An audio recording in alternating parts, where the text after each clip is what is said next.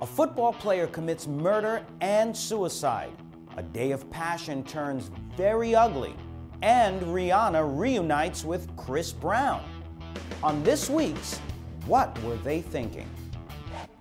Last weekend, Jovan Belcher, a Kansas City Chiefs linebacker, fatally shot his girlfriend, Cassandra Perkins, and then shot himself in the head in front of his horrified football coaches. He and his girlfriend left behind a beautiful 3-month-old daughter. So, what triggered this murder-suicide? Quite frankly, no one knows for sure. Perhaps Belcher had a traumatic brain injury, which may lead to dementia, anger and rage, depression, and suicidal thoughts or actions.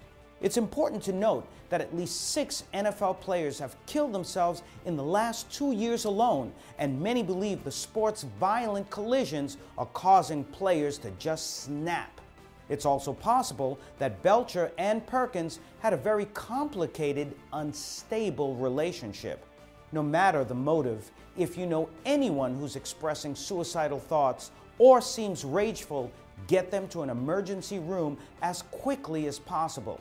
When Belcher and Perkins' daughter finds out how they died, she may have issues with trust and attachment in all her relationships. Let's hope she has access to the support she will definitely need. Last week, Raquel Gonzalez attacked her boyfriend when he climaxed without her. She was arrested and charged with felony domestic battery. Obviously, Ms. Gonzalez must have been very frustrated, but must have also been carrying immense rage as well.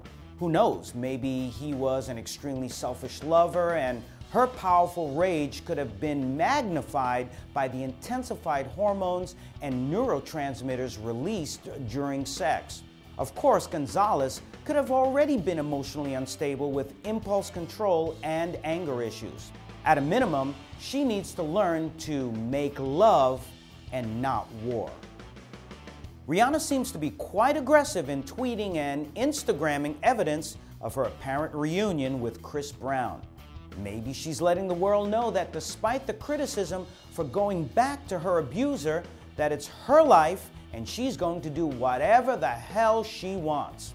Her thinking might be that even though some young fans may think it's okay to go back to an abusive boyfriend as a result of her choices, at the end of the day, Rihanna is being her independent, true self.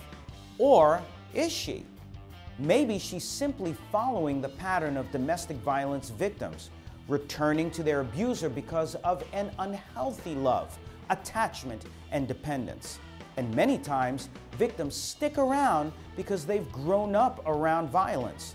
Both Rihanna and Chris Brown grew up with fathers who were abusive to their mothers, helping to define inappropriate models of love. Yes, Chris Brown has undergone anger management therapy. But for them to have a fighting chance, pun intended, for a healthy relationship, they should both engage in individual and couples counseling to examine the issues behind their tumultuous past relationship.